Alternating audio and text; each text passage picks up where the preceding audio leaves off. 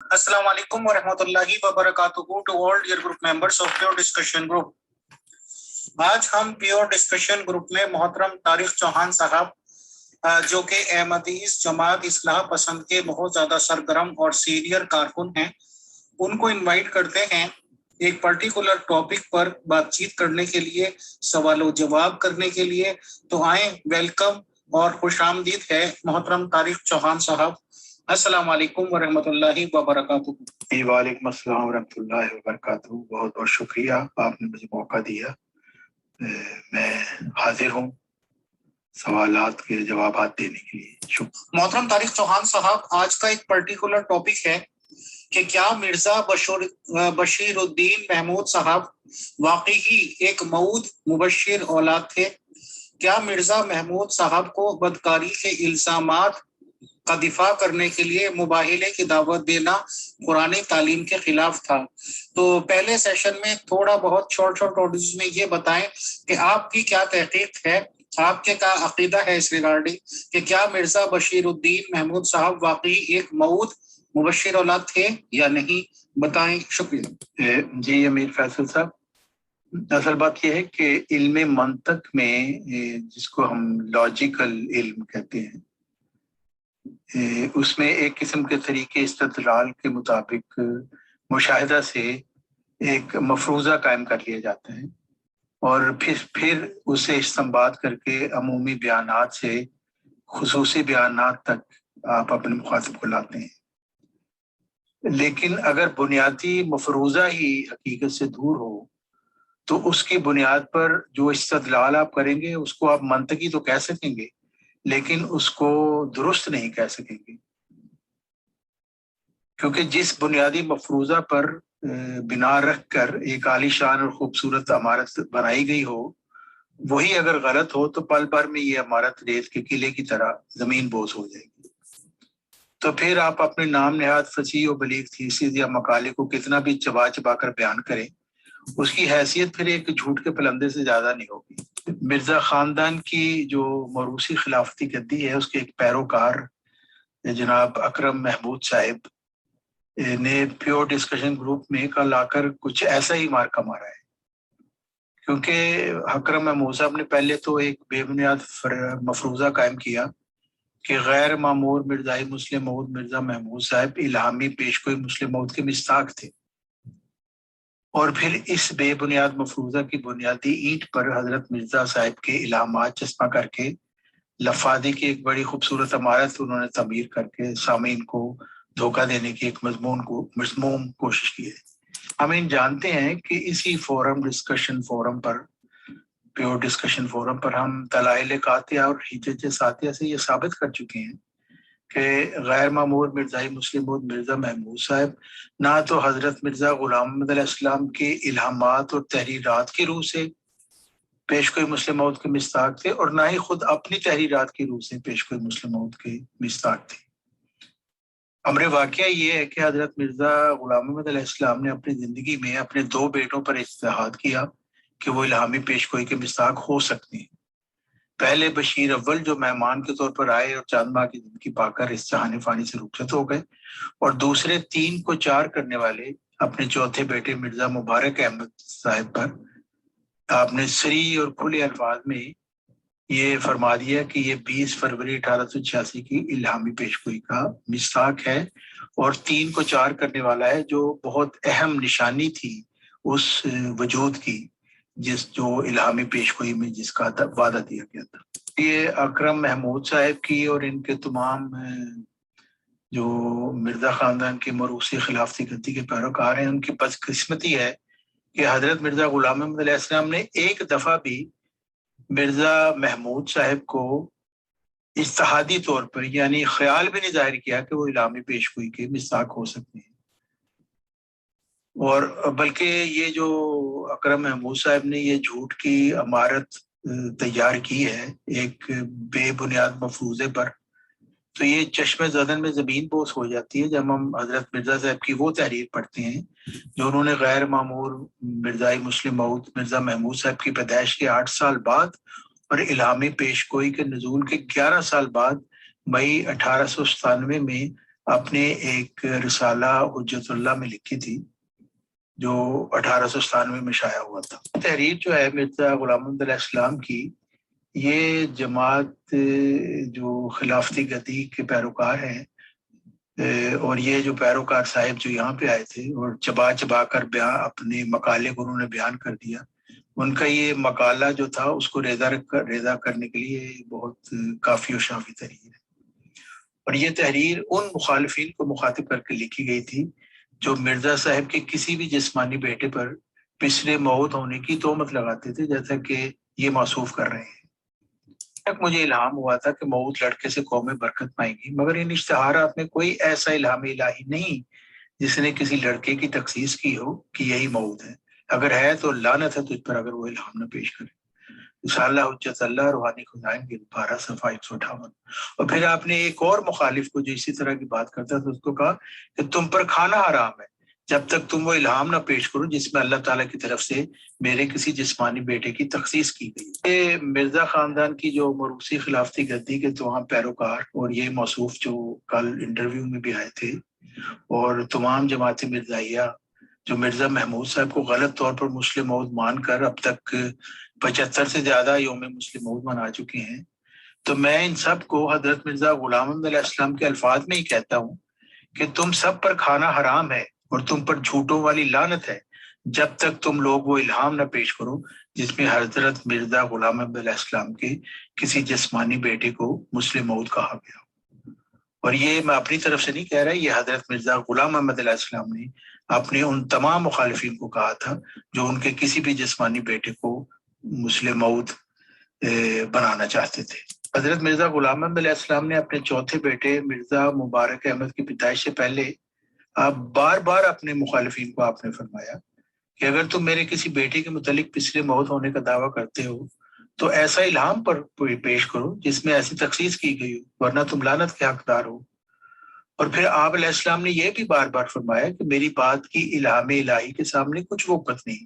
میں انسان ہوں، غلطی کر سکتا ہوں، مگر الہام الہی میں غلطی ہونا ناممکن ہے. تک نہ تو مرزا غلام محمد علیہ السلام کے مخالفین نے کوئی ایسا الہام پیش کیا جس میں کسی ان کے جسمانی بیٹے کی تخصیص کی گئی ہو کہ یہی وہ اس الہامی پیش گوئی کا مصداق ہے، اور نہ ہی جماعت مرزائیہ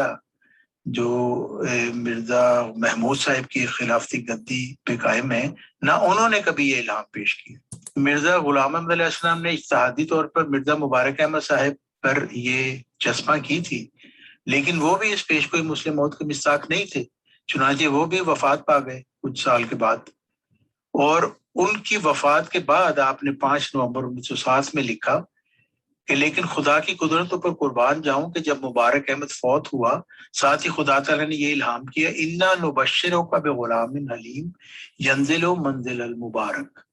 یعنی ایک حلیم لڑکے کی ہم تجھے خوشخبری دیتے ہیں جو بمنزلہ مبارک احمد کے ہوگا اور اس کا قائم مقام ہوگا اور اس کی شبیہ ہوگا. پس خدا نے نہ چاہا کہ دشمن خوش ہو، اس لیے اس نے بمجرد وفات مبارک احمد کے ایک دوسرے لڑکے کی بشارت دے دی تاکہ یہ سمجھا جائے کہ مبارک احمد فوت نہیں ہوا بلکہ زندہ ہے. تذکرہ صفحہ 622.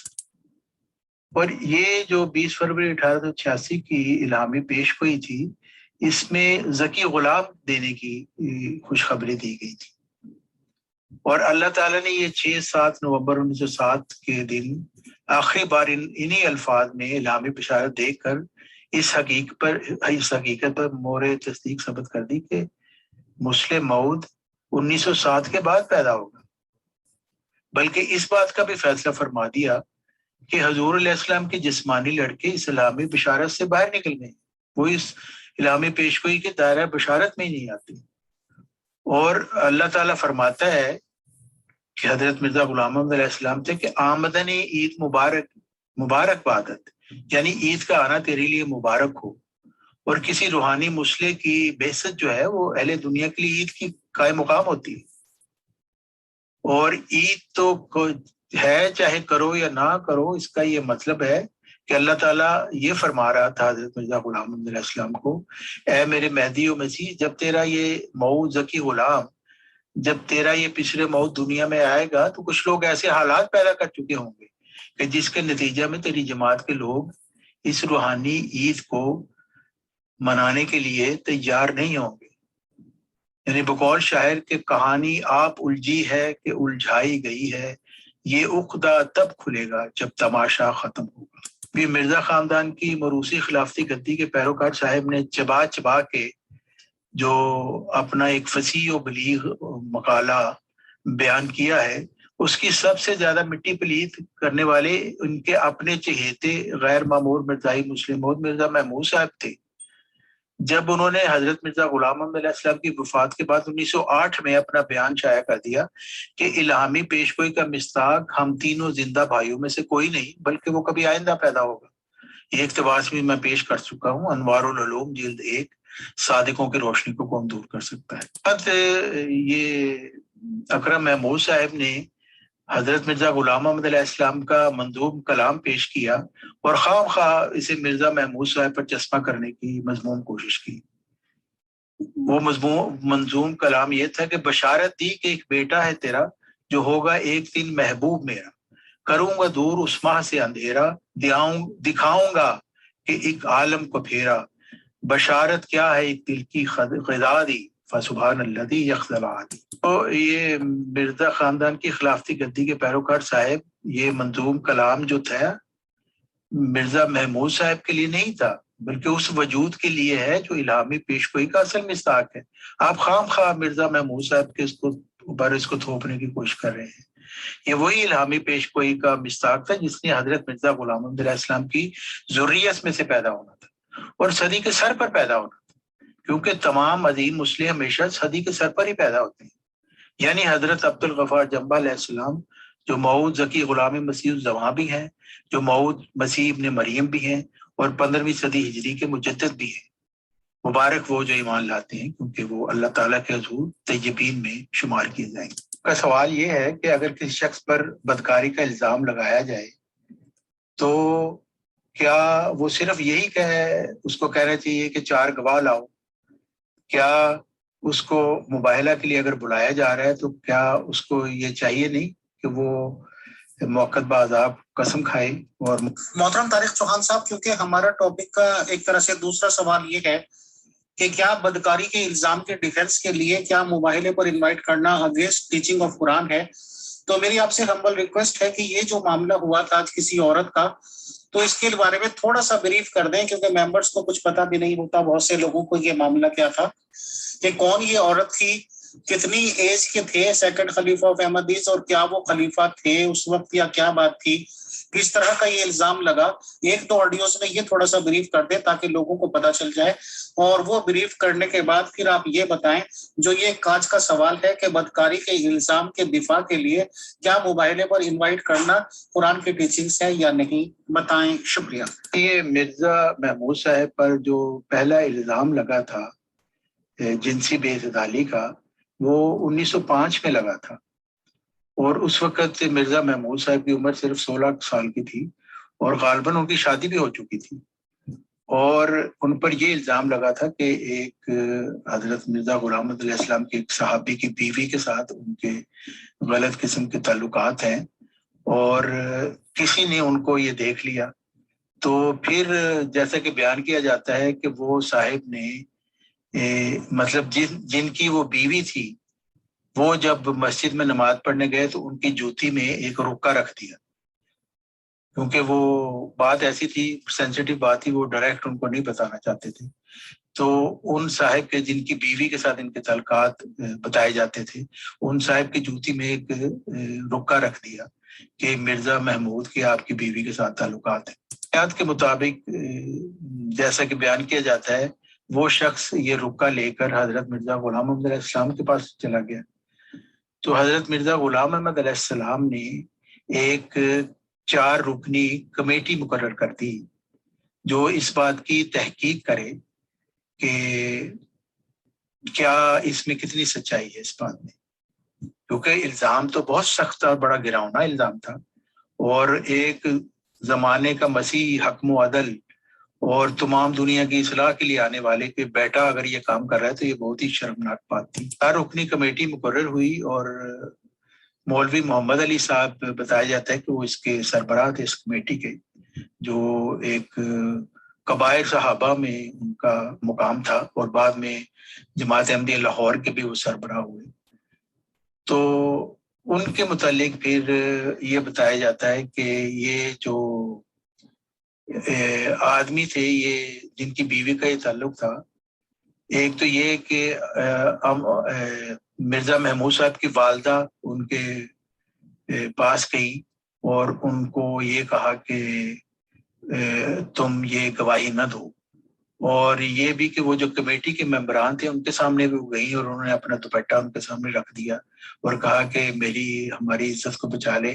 کیونکہ یہ الزام اگر ثابت ہو گیا تو مرزا محمود صاحب کو بڑی سخت سزا ملے گی، اس کو قادیان سے نکال دیا جائے گا اور آگ بھی کر دیا جائے گا۔ پھر طریقہ انہوں نے یہ کیا کہ وہ جو آدمی تھا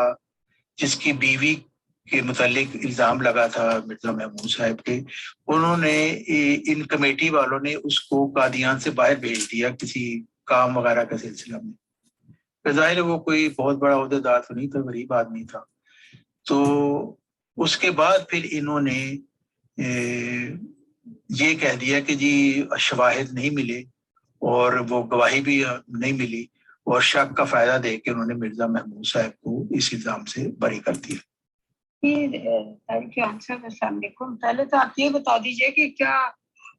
کوئی پوچھ گچھ بھی کی گئی تھی مرزا محمود صاحب سے یا اس شخص کی بیوی سے، یا پوچھ گچھ سرے سے کی ہی نہیں گئی، خود ہی عدم ثبوت میرا مطلب ہے کہ شک کا فائدہ دے کر بری کر دی؟ بیان جاری رکھتا ہوں کہ یہ جو موروثی خلافتی گدی جو مرزا خاندان کے اس کے جو پیروکار صاحب ہیں، انہوں نے اپنے جو مقالہ پیش کیا ہے اس کے دوسرے حصہ میں بڑے چبا چبا کر انہوں نے یہ لوگوں کو جھٹلانے کی کوشش کی ہے، ان تمام لوگوں کو، ان مظلوموں کو جو مرزا محمود صاحب کی جنسی زیادتیوں اور بدفعلیوں اور افعال شنیعہ کا شکار ہوئے تھے، اور انہوں نے قرآنی آیت سے یہ استنباط کرنے کی کوشش کی ہے کہ مرزا محمود صاحب تو معصوم تھے کیونکہ کسی مظلوم نے ان کے خلاف 4 گواہ پیش نہیں کیے۔ حالانکہ مرزا محمود صاحب کی جنسی زیادتیوں کا شکار ہونے والے مظلوم اور بے کس خواتین اور ان کی بدفعلیوں کا شکار ہونے والے نوجوان اور بچے کس طرح مرزا محمود جیسے افریت کے سامنے کھڑے ہو سکتے تھے، جو بقول خود ہٹلر اور مسولینی کے ظالمانہ ہتھ کنڈے استعمال کرتے تھے۔ مغل صاحبہ، اصل بات یہ ہے کہ یہ جو باتیں ہیں نا، ان کی تفصیلات یہ کہیں پہ شائع شدہ تو نہیں ہے، یہ سینہ بسینہ یہ باتیں چلی ہیں اور لوگوں نے بیان کی ہیں، جیسے کہ میں نے بھی لوگوں سے سنی ہوئی ہیں اس کی تفصیلات، پہلے تو مجھے نہیں تھا معلوم۔ اور جماعتی لٹریچر جو ہے، جماعت احمدیہ کا لٹریچر، اس میں بھی اس کی تفصیلات نہیں ہیں، لیکن جماعت احمدیہ لاہور کے کچھ لوگوں نے اس کی تفصیلات بتائی ہیں، تو وہ میں نے آپ سے شیئر کی ہیں۔ اس کی مزید تفصیل کیا تھی کہ انہوں نے کن کن سے پوچھا اور کیا کیا تحقیقات کی، مجھے چونکہ اس کا علم نہیں ہے اس لیے میں اس کے متعلق کچھ کمنٹ کرنے سے معذور ہوں۔ جی، ایسا کہ یہ ان کا اکرم محمود صاحب کا یہ دلیل۔ یہ محترم، چونکہ ابھی وہ 4 گواہوں والی بات ہو رہی ہے، تو میں نے تو جس حد تک پڑھا ہے، مجھے تو ایک جگہ بھی یہ نہیں ملا کہ انہوں نے کہا ہو کہ 4 گواہ لاؤ۔ انہوں نے تو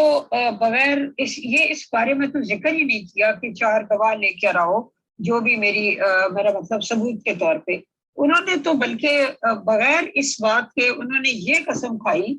کہ جب میں اعلان کر چکا ہوں، وہ کہتے ہیں کہ میں اسی قادر و توانا خدا کی قسم کھا کر کہتا ہوں جس کی قسم کھانا جھوٹی قسم کھانا لانتیوں کا کام ہے، کہ میرا یہ عقیدہ ہے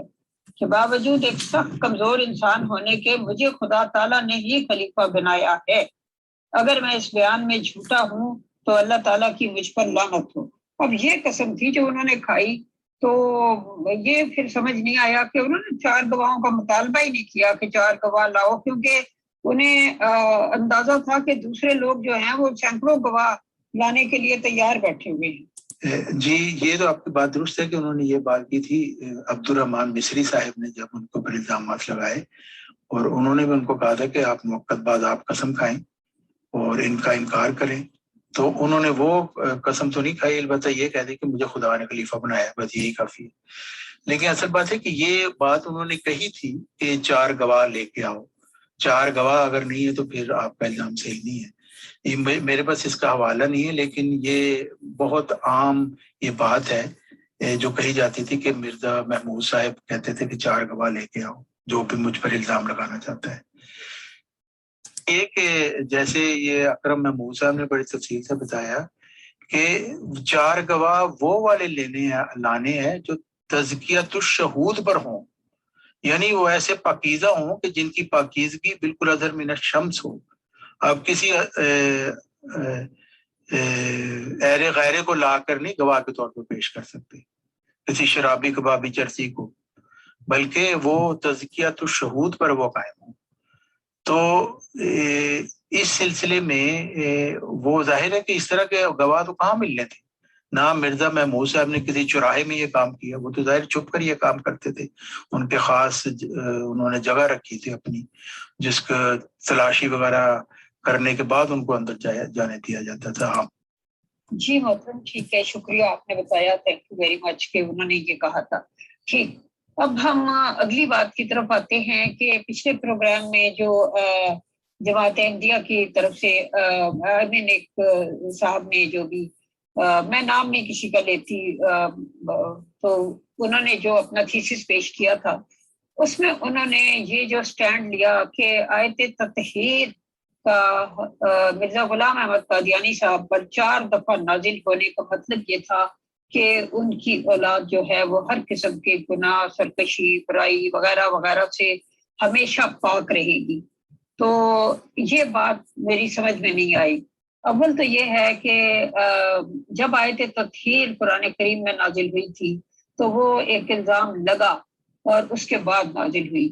تو اب 4 دفعہ ان بچوں کی پیدائش سے پہلے یا جب وہ چھوٹے تھے، تو اس آیت کا نازل ہونا کیا بتاتا ہے؟ کیونکہ اس کی بنا پہ انہوں نے یہ ایک تھیسس بلڈ کیا. اس پہ غلط بیانی ایک اکرم محمود صاحب نے یہ کی ہے کہ انہوں نے یہ کہہ دیا کہ اللہ تعالیٰ نے حضرت عائشہ کو بھی بشارت دے دی کہ آئندہ وہ کوئی غلطی نہیں کرے گی. ایسی کوئی بات نہیں تھی، یہ صرف ان کی اپنی من گھڑت باتیں ہیں. یہ مرزا محمود صاحب کو یہ صفائی پیش کرنے کے لیے، ورنہ اللہ تعالیٰ کبھی بھی کسی کو ایسی بشارتیں نہیں دیا کرتا، کیونکہ یہ خدا تعالیٰ کی جو تخلیق کا اس کا منصوبہ ہے اس کے خلاف ہے. ورنہ تو انسان اپنی جزا و سزا کا مالک ہی نہیں رہے گا، وہ اس کو جواب دہ نہیں رہے گا اپنے اعمال کے لیے. تو ایسا کسی کو نہیں دیا گیا خدا تعالیٰ کی طرف سے پہلے زندگی میں کہ وہ ہمیشہ مطلب نیک کام ہی کرتا رہے گا. مطلب یہ بتائیے کہ 4 دفعہ آیت تطہیر خدا تعالیٰ نے اگر نازل کی تو کہیں اس میں یہ خدشہ تو موجود نہیں تھا کہ اس قسم کے امکانات پیش آ سکتے ہیں، لہٰذا بھی کیئرفل؟ آپ کی بات درست ہے کہ جب اللہ تعالیٰ کی طرف سے آیت پہ نازل کی گئی تو اس کا یہی ایک مطلب ہو سکتا ہے کہ یہ بہت زیادہ غیر اخلاقی حرکتیں ان کی طرف سے ہونی تھی. تو یہ ایک طرح کا خدا تعالیٰ کی طرف سے ایک وارننگ تھی. تو ورنہ جو آیت تطہیر جو 4 مرتبہ ہوئی اس کے مطلب مثلاً آپ وہ تذکرہ میں پڑھیں تو دیکھیں گے کہ حضرت مرزا صاحب نے ایک جگہ لکھا کہ یہ 3ری دفعہ میرے اوپر نازل ہوئی ہے واللہ عالم بالصواب. یعنی انہوں نے اس کا کچھ ترجمہ نہیں کیا، کوئی تفہیم پیش نہیں کی کہ یہ میرے اہل بیت کے متعلق ہے. اور پھر آیت تطہیر جو ہے اس کی جو انہوں نے تفسیر کی اس میں انہوں نے اپنی طرف اس کو چسپاں ہی نہیں کیا. انہوں نے تو اس کو حضرت محمد صلی اللہ علیہ وسلم کے اہل بیت کے متعلق اس کو چسپاں کیا اور اسی کے متعلق انہوں نے بات کی ہے. جو سورہ احزاب کی تفسیر ہے اس میں ہر کوئی پڑھ سکتا ہے کہ انہوں نے اس کو حضرت محمد صلی اللہ علیہ وسلم کے اہل بیت کی طرف ہی اس کا مصداق ان کو سمجھا تھا اور اپنے گھر والوں کو اس کا مصداق نہیں سمجھا. اصل بات یہ کہ وہ صاحب جو اپنا مقالہ پیش کر رہے تھے وہ تو ایک طرح کے یہ کہہ رہے تھے کہ وہ حضرت محمد صلی اللہ علیہ وسلم تو 1 دفعہ نازل ہوئی تھی، تو حضرت مسیح موعود علیہ السلام پہ 4 دفعہ نازل ہوئی ہے، یعنی ان کے جو اہل بیت ہیں وہ تطہیر کے جو مقام ہے اس پہ بہت زیادہ رکھتے تھے، ایک طرح کے حضرت محمد صلی اللہ علیہ وسلم کے اہل بیت سے بھی زیادہ تھی. تو یہ صرف ان کی غلط بیانی ہے، اور اس کو کیا کہہ سکتے ہیں، اس کی کوئی بنیاد نہیں ہے. اصل بات ہے کہ کیا مرزا محمود صاحب نے کبھی آیت تطہیر کو اپنے دفاع کے طور پر پیش کیا، یا کسی اور مولوی نے جماعت احمدیہ کے؟ تو یہ جو صاحب ہیں مقالہ لکھنے والے، ان کی اپنی ذہن کی زرخیزی ہے، بس اور کچھ نہیں. ایک مرزا محمود صاحب پر صرف الزام نہیں لگائے گئے، بلکہ لوگوں نے ان کے کردار کے متعلق اور ان کی غیر اخلاقی حرکات کے متعلق لوگوں کو بیانات دیے ہیں تفصیلات کے ساتھ، اور موقت بعذاب قسمیں کھائی ہیں، اور یہ بتایا ہے کہ وہ کس کبھی کردار کے مالک تھے. اب حکومت کے کسی نمائندہ پر ایسے بھیانک اور گندے الزامات لگے، ہم آپ دنیا میں بھی دیکھتے ہیں، تو اپنے عہدہ سے علیحدہ ہو جاتا ہے. بے شک وہ الزامات جھوٹے ہوں، پھر بھی وہ چونکہ اس کے کردار پر ایسے داغ لگتے ہیں، تو وہ مکمل طور پر جب تک وہ دھل نہ جائیں تو وہ اپنے عہدے پر آتا نہیں. لیکن یہاں تو الٹ معاملہ ہے کہ جنسی جرائم کا شکار ہونے والے خود موقت بعد آپ قسمیں کو اٹھا رہے ہیں، مگر مرزا محمود صاحب نے ایک دفعہ بھی اپنی صفائی میں قسم نہیں اٹھائی. حالانکہ جس منصب پر وہ تھے وہ تقاضا کرتا تھا کہ وہ بغیر کسی مطالبہ کے کم از کم 3 مرتبہ موقت بعد آپ قسم کھاتے، اور پھر بھی اگر کوئی نہ مانتا تو کم از کم ان کا فرض پورا آ جاتا. لیکن مرزا محمود صاحب نے ایک دفعہ بھی موقت بعد آپ قسم نہیں کھائی. جی شکریہ فیصل بھائی. بس اس سوال کے بعد آپ اپنا سوال پوچھ لیجیے گا. میرا سوال تو نہیں ہے، ایک سٹیٹمنٹ ہے، میں اس کے اوپر رائے چاہتی ہوں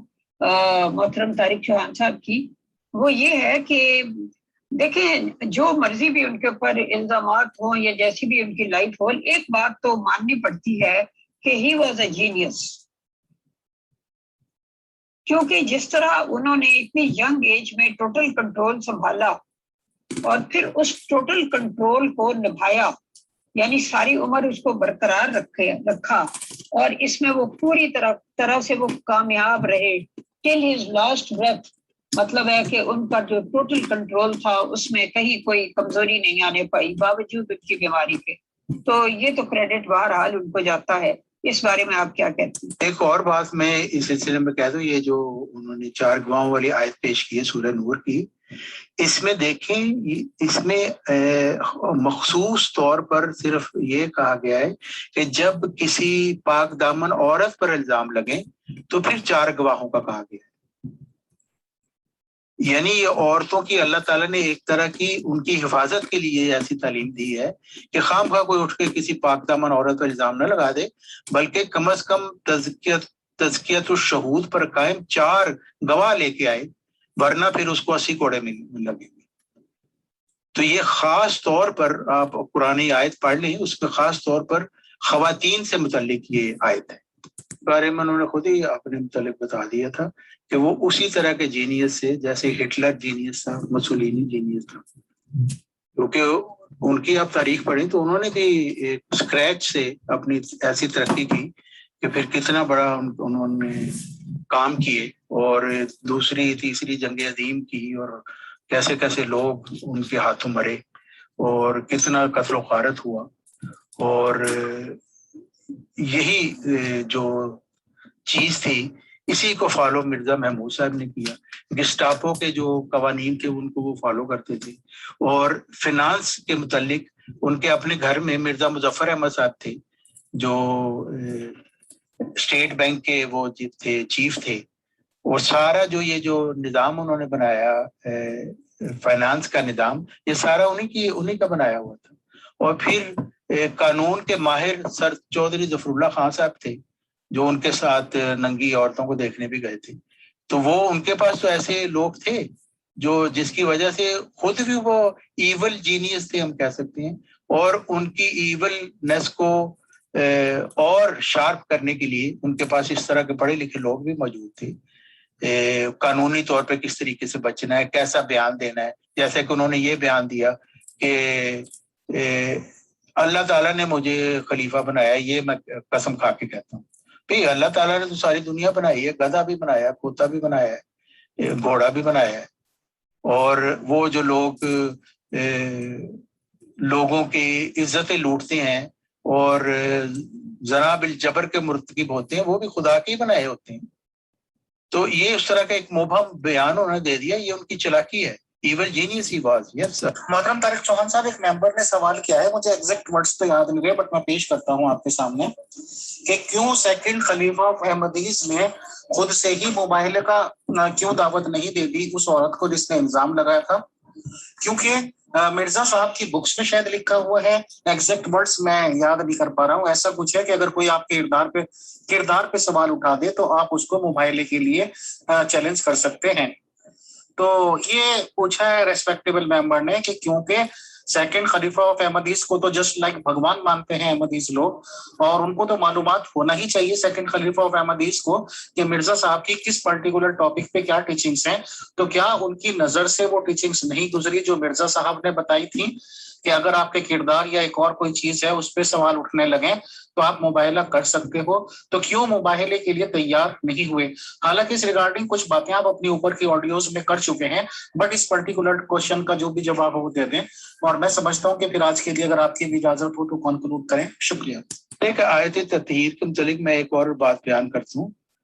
کہ حضرت محمد صلی اللہ علیہ وسلم سے زیادہ جنت کے حقدار تو کوئی اور ہو نہیں سکتا، وہ اللہ تعالیٰ کے محبوب ترین نبی تھے۔ لیکن دیکھیں وہ ان کے متعلق اللہ تعالیٰ کیا فرماتا ہے قرآن مجید میں۔ یہ آیت قرآن مجید میں 3 دفعہ آئی ہے، سورۃ الزمر، سورۃ الانعام اور سورہ یونس میں، کہ اللہ تعالیٰ فرماتا ہے قل انی اخاف ان عصیت ربی عذاب یوم عظیم، تو کہہ دے کہ اگر میں اپنے رب کی نافرمانی کروں تو یقیناً بہت بڑے دن کے عذاب سے ڈرتا ہوں۔ جب خدا کا اتنا بڑا نبی خود کہہ رہا ہے کہ میں بھی اس بڑے دن سے ڈرتا ہوں، تو کسی اور کی کیا مجال ہے کہ اس کو پہلے سے یہ وعدہ دے دیا جائے کہ تم جو سیاہ سفید مرضی کرو تمہاری جنت پکی ہے۔ یہ انتہائی مشقت خیز اور دل کو دکھا دینے والا یہ ان کا یہ ایک قسم کا بیان ہے کہ جی ان کو پہلے سے اللہ میاں نے بتا دیا تھا کہ بس تم جنت میں ہی جاؤ گے، بشارت دے دی تھی۔ میر فیصل صاحب، پہلے میں یہ ذرا آیت تطہیر کے متعلق میں ایک پوائنٹ پیش کر دوں تو پھر میں آپ کی بات کا بھی جواب دیتا ہوں۔ کہنا کہ مرزا غلام احمد علیہ السلام کے 5 بچوں کو اللہ تعالیٰ نے جنت کی ضمانت دے دی تھی، یہ بالکل ہی قرآن مجید کی آیت کے خلاف ہے۔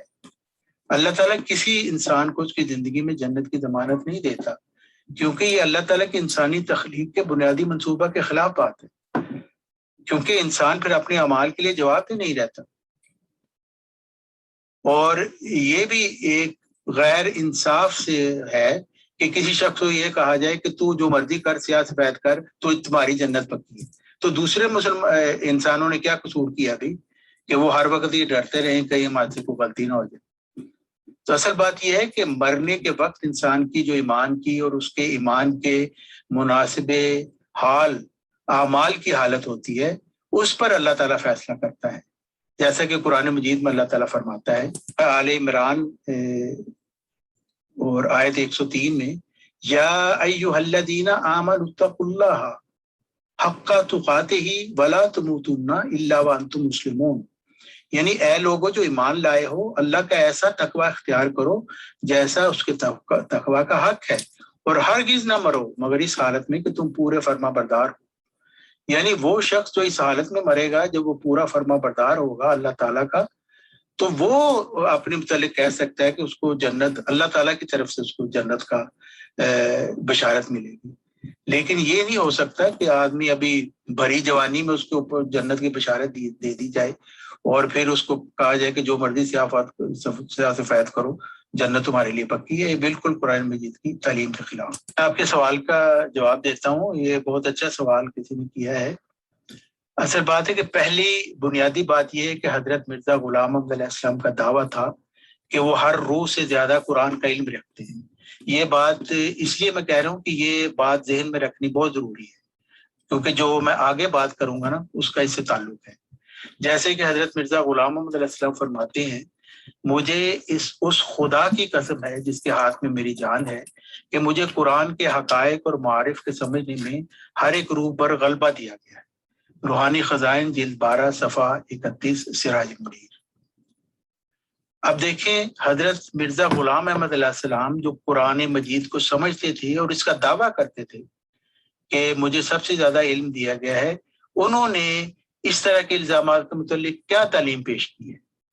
اور وہ ایسی تعلیم ہے جو یہ جماعت مرزائیہ کے لوگ اس کی طرف آنا نہیں چاہتے، کیونکہ یہ ان کے مقاصد پورے نہیں کرتی۔ ان کو وہ والی تعلیم بہت اچھی لگتی ہے کہ چار دنیا میں گند مارو، جنسی جرائم کرو، لوگوں کی عزتیں لوٹو، لوگوں کے ساتھ بدفعلیاں کرو، اور پھر کوئی الزام لگائے تو اس کو کہہ دو 4 گواہ لے کے آؤ۔ مرزا غلام احمد علیہ السلام فرماتے ہیں کہ مباہلہ صرف ایسے شخص سے ہوتا ہے جو اپنے قول کی قطع اور یقین پر بنا رکھ کر کسی دوسرے کو مفتری اور زانی قرار دے۔ یعنی اگر آپ کے اوپر یہ الزام لگے، کوئی کہے کہ تم زانی ہو، مفتری ہو یعنی جھوٹے ہو، تو آپ اس وقت پھر اس کے ساتھ مباہلہ کر سکتے ہیں، موقت بعد آپ قسم کھا سکتے ہیں، جس کو قرآن مجید میں لعان بھی کہا گیا ہے کہ ایک جھوٹوں والی لعنت ایک دوسرے کے اوپر ڈالی جائے۔ اور پھر آپ فرماتے ہیں کہ مباہلہ اس ظالم کے ساتھ ہوتا ہے جو بے جا تہمت کسی پر لگا کر اور اس کو ذلیل کرنا چاہتا ہے۔ مثلاً مستورہ عورت کو کہتا ہے کہ میں یقیناً جانتا ہوں کہ یہ عورت زانیہ ہے کیونکہ میں نے بچشم خود اس کو زنا کرتے دیکھا ہے، یا مثلاً ایک شخص کو کہتا ہے میں یقیناً جانتا ہوں کہ یہ شراب خور ہے کیونکہ بچشم خود اسے شراب پیتے دیکھا ہے۔ تو اس حالت میں بھی مباہلہ جائز ہے، کیونکہ اس جگہ کوئی اجتہادی اختلاف نہیں، کیونکہ ایک شخص اپنے یقین اور رویت کی بنا رکھ کر اپنے ایک مومن بھائی کو ذلت پہنچانا چاہتا ہے۔ الحکم 24 مارچ 1902۔ مرزا محمود صاحب نے حکم و عدل کی اس تعلیم کو رد کر کے 4 گواہوں کا سہارا لے کر اپنی مذموم جنسی زیادتیوں کو چھپانے کی کوشش کی، چونکہ اس معاملہ میں مرزا صاحب کی تعلیم سے ان کے گندے کردار کا بھانڈا پھوٹتا تھا، اس لیے انہوں نے اس تعلیم کو فراموش کر دیا، یعنی عذر گناہ بدتر از گناہ۔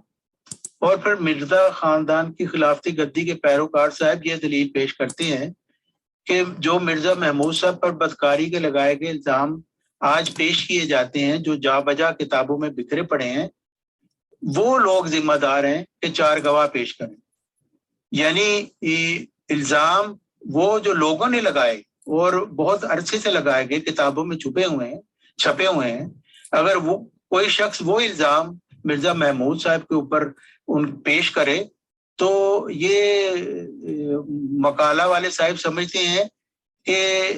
وہ ایک طرح کا اس کی طرف سے یہ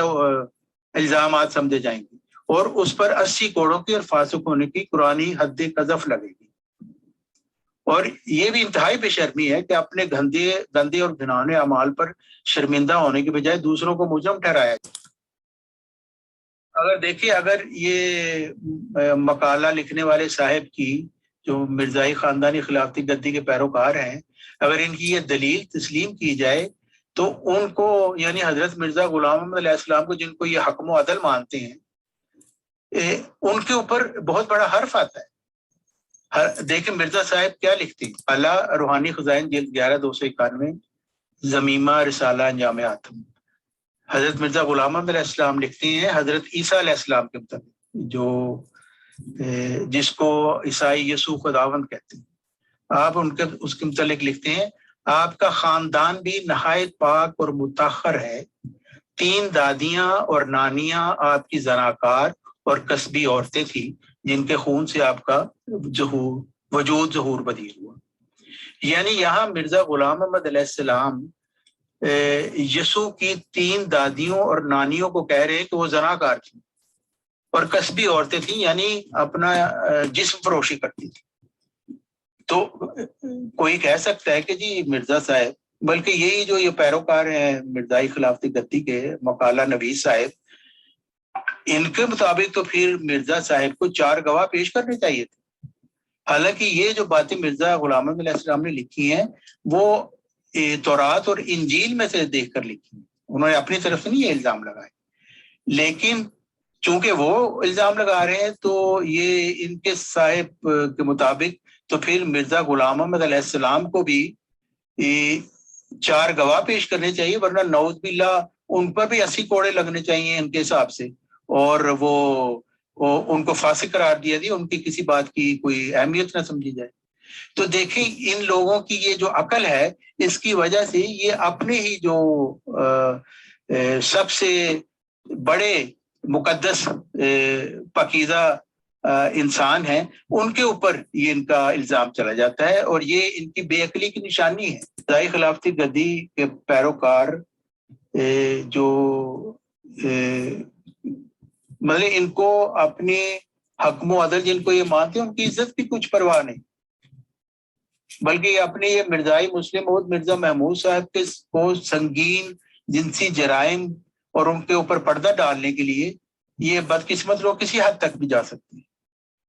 اور بھی جیسے لٹریچر ہے جن میں انہوں نے حضرت مرزا غلام احمد علیہ السلام کے متعلق بہت غلط باتیں لکھی ہیں، صرف اس وجہ سے کہ اپنی بدکاری پر یہ لوگ پردہ ڈال چکے ہیں۔ مرزا بشیر الدین محمود احمد صاحب کی رگوں میں ایک پاکیزہ خون گردش کر رہا تھا، انہوں نے ایک عظیم الشان نبی کے زیر تربیت پرورش پائی، اس میں کوئی شک نہیں، اور ان میں روحانی ترقی کرنے کی تمام صلاحیتیں موجود تھی بے شک،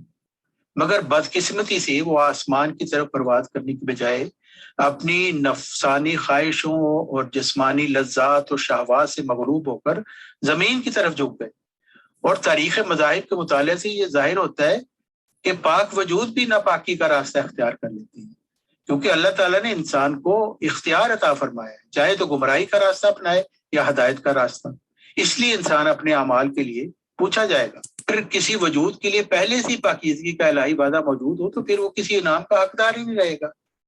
مثلا اول الخلفاء حضرت آدم علیہ السلام کے ایک بیٹے نے حاسدانہ جذبات سے مغلوب ہو کر اپنے بھائی کو موت کے گھاٹ اتار دیا، حالانکہ دونوں میں ایک پاکیزہ خون گردش کر رہا تھا۔ اول الرسل حضرت نوح علیہ السلام کے بیٹے نے نافرمانی کا راستہ اختیار کرتے ہوئے اپنے مقدس والد کی نبوت سے انکار کر دیا اور غرق ہو گیا۔ حضرت نوح علیہ السلام نے جب اس پر سوال اٹھایا تو اللہ تعالیٰ کی طرف سے ان کو بتایا گیا کہ وہ باوجود انکار نبوت کے تیرے اہل میں سے ہی نہیں تھا۔ قرآن مجید میں ملہم من اللہ بلم باور کی مثال دی گئی ہے، جو حضرت موسیٰ علیہ السلام کے زمانہ میں تھا اور اللہ تعالیٰ کے مقربین میں ساتھ تھا، الہام یافتہ تھا، مگر جب حضرت موسیٰ علیہ السلام کو اللہ تعالیٰ نے مامور فرمایا تو اپنے تکبر کی وجہ سے کہ میں خود الہام یافتہ ہوں، میں کسی کو کیوں مانوں، اس نے مامور میں اللہ کا انکار کر دیا۔ اور قرآن مجید میں اللہ تعالیٰ فرماتا ہے کہ ہم اس کا رفع آسمان کی طرف کرنا چاہتے تھے مگر وہ زمین کی طرف جھک گیا، چنانچہ اس کی اور اس جیسے منکرین کی مثال کتے سے دی گئی ہے، جس پر پتھر مارو تب بھی وہ ہامتا رہتا ہے اور پتھر نہ مارو پھر بھی وہ ہامتا رہتا ہے، یعنی اس کے تمام اعمال ضائع چلے جاتے ہیں۔ میر عباس علی ایک حضرت مرزا غلام احمد علیہ السلام کے کبائر صحابہ میں شامل تھے، میر عباس علی لدھیانوی، اور یہاں تک کہ وہ بیعت اولیٰ میں شامل تھے اور انہوں نے دوسرے نمبر پر بیعت کی تھی، حضرت حکیم نور الدین کے بعد دوسرے نمبر پر انہوں نے بیعت کی تھی۔ اور حضرت مسیح موعود علیہ السلام کو میر عباس علی لدھیانوی کے متعلق الہام ہوا تھا کہ وہ ایک شجرہ طیبہ ہے جس کی جڑیں زمین میں اور شاخیں آسمان میں ہیں، مگر بعد میں وہ مرتد ہو گئے اور شدید مخالفین میں شامل ہو گئے۔ محترم طارق چوہان صاحب، ایک بات کے لیے میں انتہائی معذرت چاہتا ہوں، کیونکہ میں ابھی شاپ پہ تھا، کسٹمرز کو بھی ڈیل کر رہا تھا، تو مجھے ٹائم کے لیے ریگارڈنگ تھوڑا سا کنفیوژن ہو گیا، تو میں نے آپ کو کہا کہ شاید یہ لاسٹ آڈیو ہو سکتی ہے، بٹ میں نے پھر اپنے آپ کو کریکٹ کیا کہ ٹائم اتنا نہیں ہوا تھا جتنا میرا خیال چلا گیا تھا، تو پلیز آپ اپنا ٹائم لیجیے اور کنٹینیو کر سکتے ہیں، شکریہ۔ غلام احمد علیہ السلام اس کا ذکر کرتے ہوئے فرماتے ہیں، علاوہ اس کے یہ الہام اس زمانہ کا ہے جب میر صاحب میں ثابت قدمی موجود تھی، زبردست طاقت اخلاص کی پائی جاتی تھی، اور اپنے دل میں بھی وہ یہی خیال رکھتے تھے کہ میں ایسا ہی ثابت قدر ہوں گا۔ سو خدا تعالیٰ نے ان کی اس وقت کی حالت موجودہ سے خبر دے دی۔ یہ بات خدا تعالیٰ کی وحی میں شائع متعارف ہے کہ وہ موجودہ حالت کی خبر دیتا ہے، کسی کے کافر ہونے کی حالت میں اس کا نام کافر ہی رکھتا ہے، اور اس کے مومن اور ثابت قدم ہونے کی حالت میں اس کا نام مومن اور مخلص اور ثابت قدم ہی رکھتا ہے، اور خدا تعالیٰ کے کلام میں اس کے نمونے بہت ہیں۔ شکریہ۔ تو میں بتا رہا تھا کہ حضرت مرزا غلام احمد علیہ السلام لکھتے ہیں کہ وہ عباس لدھیانوی صاحب جو بعد میں مرتد ہو گئے، جن کے متعلق یہ تھا کہ وہ آسمان میں ان کی شاخیں ہیں، وہ ان کے متعلق وہ فرماتے ہیں کہ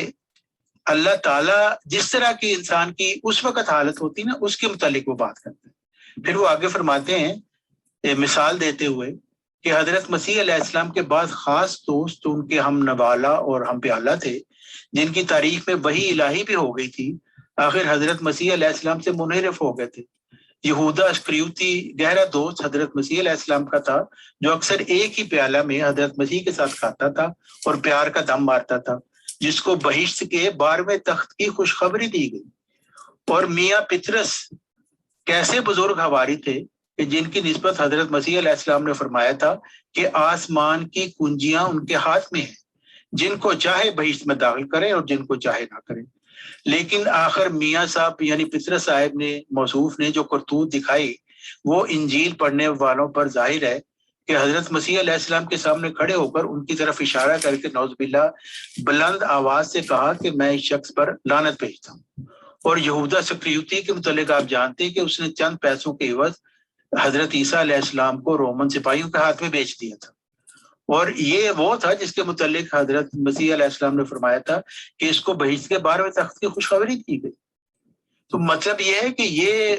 اس وقت کی جو حالت تھی، اس وقت کے مطابق اس کے متعلق خوشخبریاں تھیں۔ بعد میں جب انسان بدل جاتا ہے تو وہ اپنے آپ کو پھر جہنمی خود ہی بنا لیتا ہے اپنے اعمال سے۔ تو یہ مکتوبات احمدیہ جلد اول صفحہ 110 پہ ہے۔ طارق بھائی، ایک بہت امپورٹنٹ سوال یہ ہے کہ جب وہ تھیسس والے صاحب جو تھے وہ یہ فرما رہے تھے کہ یہ 4 دفعہ آیت تطہیر نازل ہوئی ہے، تو میں نے ان کی توجہ اپنے ایک سوال میں اس طرف دلانے کی کوشش کی کہ مرزا غلام احمد قادیانی صاحب پر تو یہ الہام بھی نازل ہوا تھا، یا انہیں بتایا گیا تھا کہ انہوں نے خود لکھا کہ مجھے خدا تعالیٰ نے بتایا ہے کہ تیرا کنبہ ایک دفعہ پھر فساد کی طرف لوٹ جائے گا۔ تو صاحب تھیسس نے اس سے مکمل لا علمی کا اظہار کیا،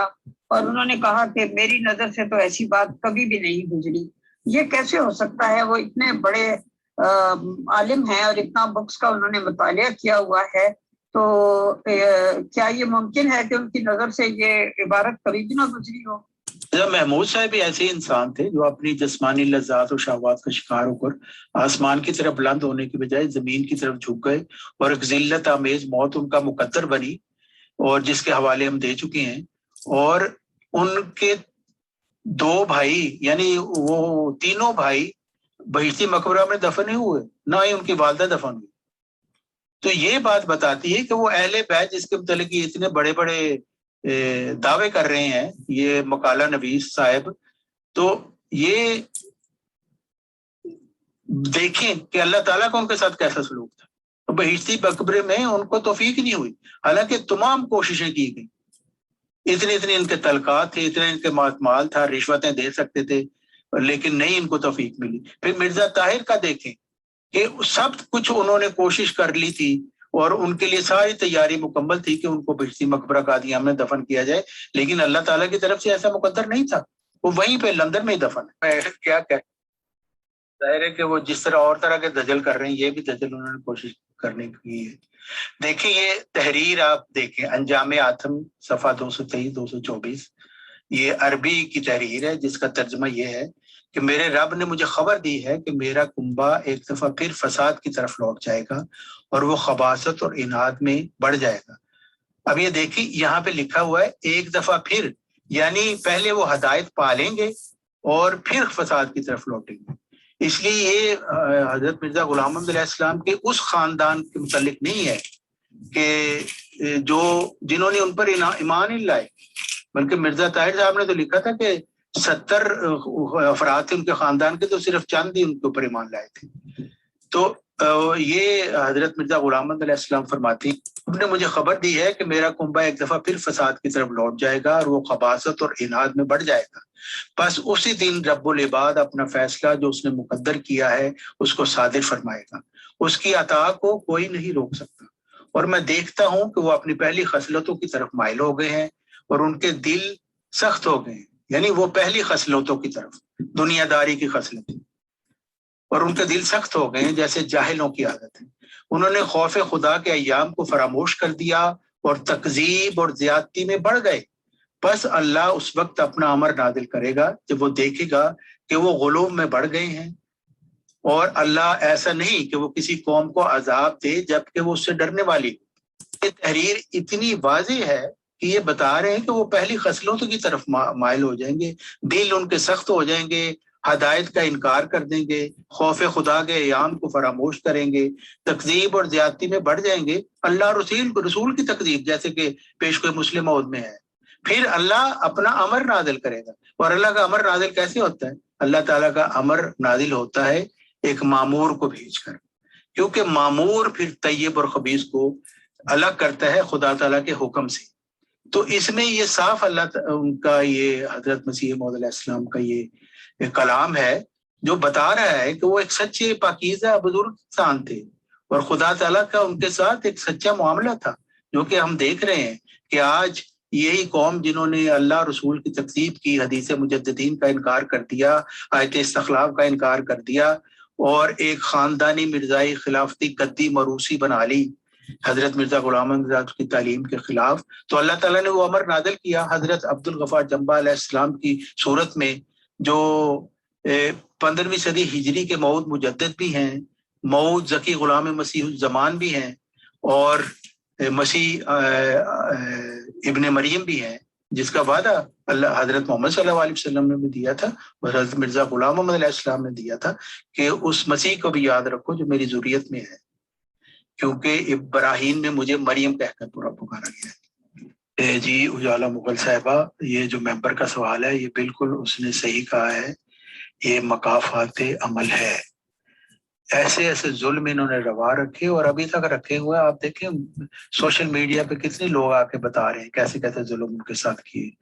اور پستی بیچاری ہمیشہ عورت ہی ہے، ساری تاریخ اٹھا کے دیکھ رہے ہیں تو ظلم، کوئی فاتح آتا ہے تو سب سے پہلے عورتوں کی عصمت دری کرتا ہے،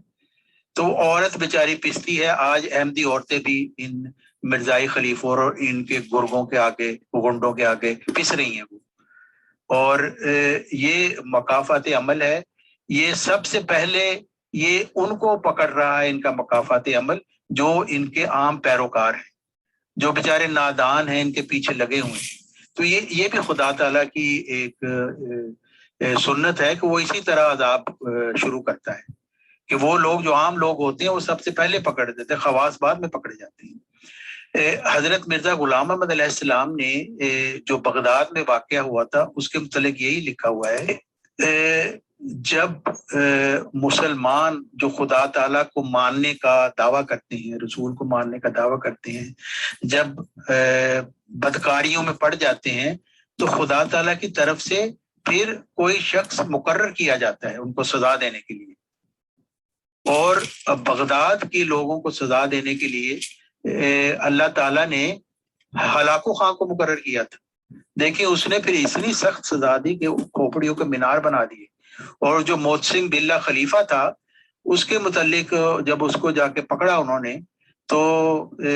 اس کے متعلق اس کے نجومیوں نے کہا کہ اس کا خون زمین پر نہیں گرنا چاہیے تھا، تو اس نے انہیں اسی کے اپنے جو محل میں سب سے قیمتی قالین تھا نا اس میں اس کو لپیٹ کے پھر گھوڑے کے سموں سے اس کو مارا، اور یہ مطلب اس کی وہ پھر سزا اس کو ملی، کیونکہ وہ حالت تھی کہ اس وقت بغداد میں عمل تو کوئی نہیں تھا ہوتا، لیکن بحثیں چل رہی تھی کہ سوئی کے ناکے میں سے کتنے فرشتے گزر سکتے ہیں، اور کب حلال ہے کہ حرام ہے، اس طرح کی باتوں پہ وہ بحث سارا دن کرتے تھے، اور کوئی نیکی کا عمل سب کچھ بول چکے تھے۔ تو اس کی سزا پھر اللہ تعالیٰ کی طرف سے دی گئی۔ فقط جب ہلاکو خان بغداد کے کنارے کے قریب پہنچنے والا تھا تو یہ خلیفہ جو ہے ایک نیک آدمی کے پاس گیا اور ان کو کہا کہ دعا کریں ہمارے اوپر سے عذاب ٹل جائے، تو اس نے کہا میں تو دعا کرتا ہوں پر مجھے غیب سے آواز آتی ہے، یا ایھا الکفار اقتلوا الفجار، کہ اے کافرو ان فاجر مسلمانوں کو تہہ تیغ کر دو، یعنی اللہ تعالیٰ کی طرف سے یہ مقدر ہو چکا تھا کہ ان کی اب سزا ان کو ملے گی، اور آج جماعت مرزائیہ کے ساتھ بھی یہی ہو رہا ہے۔ یہ جو بڑے بڑے اب بیٹھے ہوئے ہیں نا جا کے وہ کہتے ہیں ہم محفوظ ہیں ان ملکوں میں، ان کی بھی سزا، سب سے بڑی سزا یہی ہے کہ ان کی تقدس کا چادر تار تار ہو رہی ہے، اور عن قریب یہ لوگ، ان کی یہ حالت ہوگی کہ یہ بازاروں میں بھیک مانگتے پھریں گے انشاءاللہ تعالی۔ یہ خدا تعالیٰ کا مقدر ہے، اس کی طرف سے یہ اس کی ایک سنت ہے کہ جب حد سے بڑھ جاتا ہے ظلم تو پھر خدا تعالیٰ کی طرف سے اس کا حکم جاری ہوتا ہے اور ظالموں کو پھر بڑی سخت سزا دی جاتی ہے۔ جی میرا مقصد یہ تھا کہ میں، چونکہ یہ جو مقالہ نویس صاحب تھے انہوں نے یہ کہا تھا کہ وہ مرزا محمود صاحب بہت نیک آدمی تھے اور ساری باتیں جو لکھی گئی ہیں وہ مخالفین کی لکھی گئی ہیں، تو میرا خیال تھا کہ میں مرزا محمود صاحب کے متعلق جو ان کے ہی اپنے لٹریچر میں جو باتیں ہیں نا، اگر وہی ہم لے لیں نا تو اس سے بھی مرزا محمود صاحب ایک بدکار ہی ثابت ہوتے ہیں اور مفتری ثابت ہوتے ہیں۔ تو میرا خیال تھا کہ اگر وقت ہو تو میں وہ بیان کروں، ورنہ ہم پھر آگے آئندہ کے لیے رکھ دیں گے، کیونکہ اب تقریباً 1.25 گھنٹہ ہو گیا، جیسے آپ کہیں۔ جی محترم، ہم ٹوٹل پروگرام 1.5 گھنٹے کا کر لیتے ہیں، اگر 1.25 گھنٹہ ہو گیا تو آپ تھوڑا اور ٹائم دے دیجیے۔ شکریہ۔ پہلے تو بات یہ ہے کہ 1905 میں جو ان کو پر الزام لگا اس کی میں تفصیل بتا چکا ہوں، اس کی میں دوبارہ نہیں جاتا، اس میں جنسی بے عزتی کا جو الزام لگا۔ پھر 1908 میں انہوں نے مضمون لکھا اور ثابت کیا کہ یہ پیشگوئی مسلم موعود کے مستحق نہیں ہے، بلکہ ان کی تینوں بھائیوں میں سے کوئی بھی پیشگوئی مسلم موعود کا مستحق نہیں ہے، اور یہ آئندہ یہ وجود پیدا ہوگا۔ تو 14 میں انہوں نے خلافت پر زبردستی قبضہ کر لیا، جس کی تفصیل مشتاق ملک صاحب بتا چکے ہیں۔ حالانکہ انہوں نے اس انجمن کو توڑا جس کو حضرت مرزا غلام محمد علیہ السلام نے، حکم و عدل نے اپنا جانشین قرار دیا تھا۔ جیسا کہ رسالہ الوصیت میں وہ لکھتے ہیں کہ چونکہ انجمن خدا کے مقرر کردہ خلیفہ کی جانشین ہے، اس لیے انجمن کو دنیا داری کے رنگوں سے بکلی پاک رہنا ہوگا اور اس کے تمام معاملات نہایت صاف اور انصاف پر مبنی ہونے چاہیے۔ یعنی یہ حضرت مرزا غلام محمد علیہ السلام نے انجمن کو اپنا جانشین مقرر کیا تھا، اور انہوں نے اس کو توڑ دیا، کیونکہ پھر ان کی اپنی چودراہٹ تو نہیں نہ چلنی تھی۔ 1914 میں انہوں نے مضمون لکھا کہ وہ آئندہ پیدا ہوگا، ہم تینوں بھائیوں میں سے کوئی نہیں ہے، اور 1908 میں انہوں نے مضمون لکھا۔ لیکن 1914 میں پھر جب انہوں نے پہلی مجلس شورا منعقد کی تو اس میں یہ ایک مضمون پڑھوا دیا جس میں ثابت کیا گیا تھا کہ مرزا محمود صاحب بھی پیشگوئی مسلم موعود کے مستحق ہیں، اور پھر اس مضمون کو انہوں نے تشہیر الاذان میں شائع بھی کیا۔ اور یہ ان کو موقع اس طرح آتا ہے کہ انہوں نے تمام دنیا کے، تمام ہندوستان کے نمائندے آئے تھے مجلس شورا میں، جو پہلی مجلس شورا تھی، تو اس وجہ سے ان کو تھا کہ یہ موقع ہے کہ میں یہ پروپیگنڈا شروع کر دوں۔ دیکھیے کتنے بڑے مفتری ہونے کی یہ ان کی ایک دلیل ہے کہ ایک ایسی پیشگوئی جس کو یہ خود کہہ رہے ہیں کہ یہ پیشگوئی جو ہے وہ آئندہ کبھی پوری ہوگی، اور اس کے متعلق خود یہ مضمون پڑھوا رہے ہیں، لوگوں میں پروپیگنڈا کر رہے ہیں کہ اس کا مستحق میں ہی ہوں، لیکن ان کو خدا تعالیٰ کی طرف سے کوئی ایسی انہوں نے دعویٰ نہیں تھا کیا کہ مجھے خدا کی طرف سے خبر دی گئی، لیکن انہوں نے خود ہی یہ سراسر جعل سازی تھی جو انہوں نے کی کہ اپنا پروپیگنڈا شروع کر دیا۔ تو یہ ایک مفتری ثابت ہو رہے ہیں یہاں پہ اپنی ہی یہ جو لٹریچر ہے اس کے حساب سے، کیونکہ تاریخ احمدیت میں یہ ساری باتیں موجود ہیں۔ ہر نشان رحمت کے نام سے 1914 میں ایک کتاب شائع کیا گیا جس میں یہ دلائل سے ثابت کیا گیا کہ مرزا محمود صاحب بھی پیشگوئی مسلم موعود کے مستحق ہیں، جو ایک بہت بڑا گناہ تھا، کیونکہ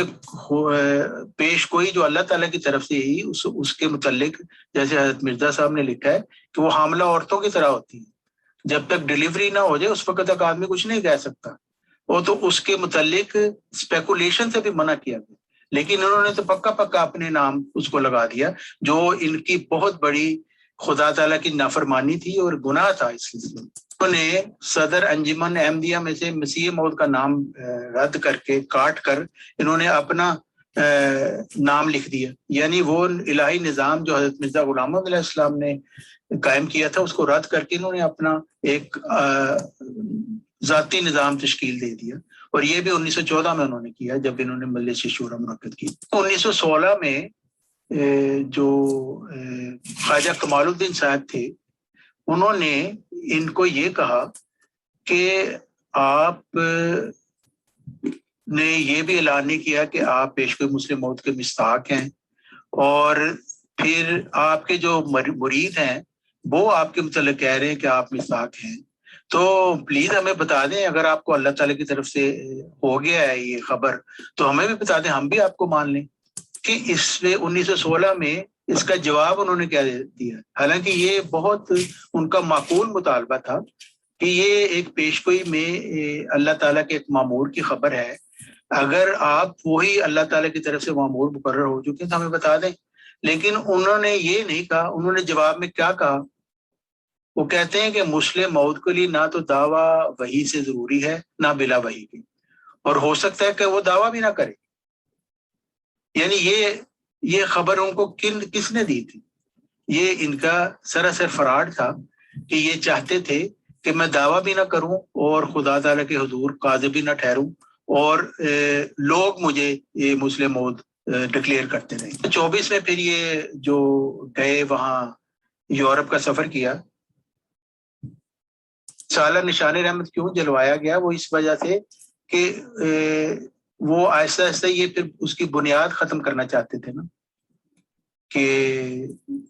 یہ نہ رہے، لیکن وہ ایسا ممکن ہو نہیں نہ سکا، کیونکہ یہ باتیں تو پھر ان کے اپنے لٹریچر میں آ گئی کہ یہ کس طریقے سے وہ کرتے رہے کہ جی میں ہی اس کا مستحق ہوں اور مجھے دعویٰ کرنے کی ضرورت نہیں ہے، پیش کوئی مامور کے متعلق نہیں ہے۔ لیکن آخر 1944 میں انہوں نے کہا کہ جی لوگ اتنے مجھے مجبور کر رہے ہیں، تو آخر انہوں نے دعویٰ کر ہی دیا۔ تو یہ بھی سارا ان کا دجل ہی تھا۔ مرزا محمود صاحب کا جو سفر یورپ تھا اس کے متعلق وہ یہ مقالہ نویس صاحب کہہ رہے تھے کہ جی نہیں وہ ننگی عورتوں کو نہیں تھے دیکھنے پہ۔ اب دیکھیں مرزا محمود صاحب کا اپنے الفاظ کیا ہیں، یہ ان کا اپنا لٹریچر ہے، یہ کسی نے اوپر الزام نہیں لگایا۔ وہ عیدگاہ قادیان 17 جنوری 1934 میں خطبہ میں یہ کہتے ہیں جب میں ولایت گیا تو مجھے خصوصیت سے خیال تھا کہ یورپین سوسائٹی کا عیب والا حصہ بھی دیکھوں گا۔ یعنی دیکھیں وہ ایک خصوصی پروگرام تھا جو انہوں نے رکھا ہوا تھا کہ میں یورپین سوسائٹی کا عیب والا حصہ دیکھوں، اور پھر وہ لکھتے ہیں کیا میں انگلستان کے دوران مجھے اس کا موقع نہیں ملا۔ یعنی بیچارے کوشش تو بڑی کرتے رہے لیکن اس کا موقع ان کو نہیں ملا۔ لیکن آخر فرانس میں چودھری ظفر اللہ خان صاحب ان کو ایک اوپرا میں لے گئے، اور جہاں انہوں نے سوال کیا کہ یہ جو کیا عورتیں یہ ننگی ہیں، تو انہوں نے کہا کہ جی نہیں ننگی تو نہیں ہے، لیکن اس طرح کے کپڑے پہنے ہوئے ہیں کہ ننگی معلوم ہوتی ہے۔ تو چودھری ظفر اللہ خان صاحب بھی وہ اس کار خیر میں ان کے ساتھ شریک تھے، اور یہ انہوں نے خود بیان کیا کہ مجھے خصوصیت سے یہ خیال تھا، یعنی یہ اپنے پروگرام میں انہوں نے ایک ایجنڈا بنایا ہوا تھا کہ میں نے یورپین کی سوسائٹی کا عیب والا ننگا حصہ جا کے دیکھنا۔ انہوں نے مجلس یہ جو خلافت جو تھی اس کے متعلق یہ خود ہی کہہ رہے ہیں کہ اول یہ کہ مجلس معتمدین کے بنیادی اصول میں جو دراصل ہے اسلام کا بنیادی مسئلہ خلیفہ وقت کا وجود شامل نہ تھا، یعنی حضرت مرزا غلام احمد علیہ السلام نے کوئی خلافت مقرر نہیں تھی کی۔ یہ مرزا محمود صاحب خود لکھ لیں، الوار العلوم جلد 9 جماعت احمدیہ کا جدید نظام عمل صفحہ 132، یعنی وہ خود لکھ رہے ہیں مجلس معتمدین، یعنی یہ جو مجلس تھی صدر مجلس احمدیہ، اس میں بنیادی اصول میں مسئلہ خلافت کا وجود شامل ہی نہیں تھا، کیونکہ خلیفہ تو مقرر ہی نہیں کیا حضرت مرزا غلام احمد صاحب، نہ کوئی خلافت مقرر کی۔ جی شاید ان کا یہ مطلب ہو کہ ایسے عیبوں کا پتہ ہونا چاہیے تاکہ ہماری سوسائٹی میں ایسے عیب نہ پیدا ہو جائیں، تو ہر طرح ویسٹ جس طرف جا رہا ہے ایسا نہ ہو کہ ہماری سوسائٹی بھی ان کو کاپی کرتے ہوئے ان راہوں پر چل پڑے تو میں پہلے سے ہی اس کا تدارک کر لوں، یہ بھی عین ممکن ہے۔ تو آگے وہ لکھتے ہیں کہ خلافت ثانیہ میں ایک ریزولوشن پاس کیا جس کا مطلب یہ ہے کہ جو خلیفہ کہے گا اسے مجلس مانے گی، مگر یہ اصولی بات نہیں ہے، یعنی یہ کہتے ہیں کہ یہ کافی نہیں ہے کہ جو خلیفہ کہے گا اسے مجلس مانے گی. اس کا مطلب یہ ہے کہ ایک ممبروں کی جماعت کہتی ہے کہ میں ایسا کروں گی، لیکن جو جماعت یہ کہتی ہے وہ بھی تو کہہ سکتی ہے کہ میں ایسا نہ کروں گی، کیونکہ جو انجمن یہ پاس کر سکتی ہے کہ ہم خلیفہ کی ہر بات مانیں گے، وہ اگر آج سے 10 سال بعد یہ کہے کہ نہیں مانیں گے تو انجمن کے قانون کے لحاظ سے وہ ایسا کہہ سکتی ہے.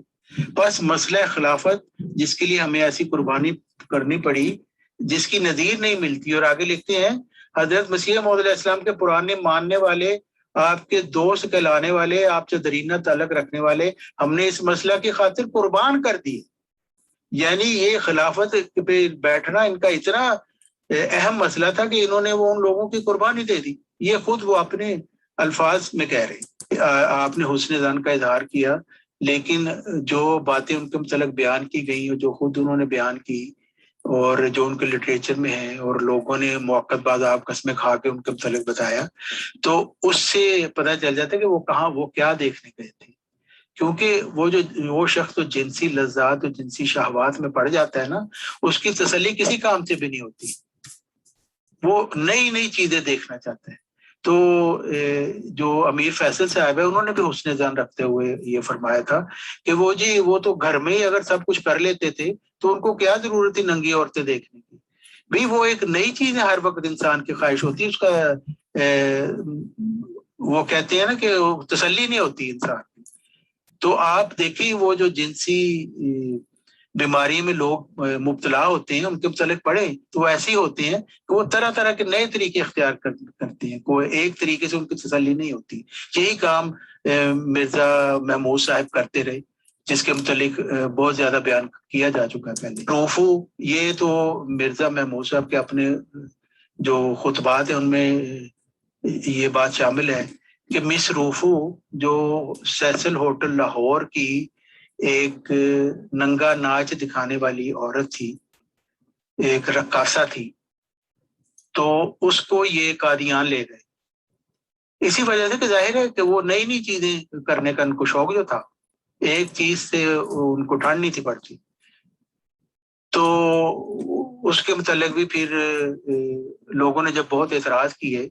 تو انہوں نے کیا بہانہ بنایا. دیکھیں کتنا عجیب بہانہ ہے. آپ دیکھیں کہ مرزا محمود صاحب جو خلافت علی منہاج نبوت پر قائم ہے، جو خود کو مسلم موعود کہہ رہے ہیں، وہ کیا کہتے ہیں کہ اپنی بیویوں اور لڑکیوں کے لیے انگریزی سیکھنے کے لیے کہتے ہیں میں لے کے آیا. یعنی اپنی بچیوں کی اور بیویوں کی تربیت کے لیے ایک فاحشہ ننگا ڈانس کرنے والی ایک رقاصہ کو لے کے گئے. تو کیا آپ یہاں حسن ظن کوئی کر سکتا ہے یہاں پہ؟ عبد الرحمان مصری صاحب کے متعلق تو انہوں نے 73 صفوں کا ایک خطبہ دیا. اس لیے یہ کوئی الزام کسی کا نہیں ہے، یہ ان کے اپنے لٹریچر میں موجود ہے. ان کے خاص الخاص فرید تھے، مدرسہ احمدیہ قادیان کے پرنسپل تھے. انہوں نے 3 خط مجبور ہو کر لکھے کیونکہ ان کے بیٹے اور بیٹی کے ساتھ بھی انہوں نے جنسی جرائم کا ارتکاب کیا تھا. اور انہوں نے یہ کہا کہ آپ ناپاک حرکتوں سے باز آ جائیں اور اپنا چال چلن سنوارے، ورنہ تحقیقاتی کمیشن کے سامنے آپ کا معاملہ پیش کیا جائے گا. انہوں نے عدالتی بیان دیا کہ موجودہ خلیفہ محمود احمد سخت بدچلن ہے، یہ تقدس کے پردہ میں عورتوں کا شکار کھیلتا ہے. اس کام کے لیے اس نے بعض مردوں اور بعض عورتوں کو بطور ایجنٹ رکھا ہوا ہے. ان کے ذریعے سے یہ معصوم لڑکیوں اور لڑکوں کو قابو کرتا ہے. اور اس نے ایک سوسائٹی بنائی ہوئی جس میں مرد اور عورتیں شامل ہیں. اس سوسائٹی میں زنا ہوتا ہے. 1937 میں جو عدالتی حلفیہ بیان انہوں نے دیا پنجاب ہائی کورٹ نے میں، یہ اس کی نقل موجود ہے. جی محترم، میں حسن ظن یہاں بھی کر سکتی ہوں. وہ یہ کہ وہ یہ اپنی بیگمات کو اور بچیوں کو بتانا چاہتے تھے کہ جو عورتیں پردہ نہیں کرتی وہ اس طرح کی گندی ڈانسرز بن جاتی ہیں. پھر میں مختصر کرتا ہوں. پھر بہرحال ان کا انجام کیا ہوا؟ اتنا گند کھلارنے کے بعد، ان کا گند پھیلانے کے بعد ان کا کیا انجام ہوا؟ خلیفہ ثانی صاحب نے دعویٰ کیا تھا کہ میرا انجام بہت خوش کن ہوگا. لکھتے ہیں 1942 میں لکھتے ہیں اللہ تعالیٰ کا احسان ہے کہ اس نے مجھے یہ خوشخبری دی کہ اللہ تعالیٰ میرے کاموں کو پورا کرے گا اور میرا انجام نہایت خوش کن ہوگا. چنانچہ انہوں نے فرمایا موت و حسن موت و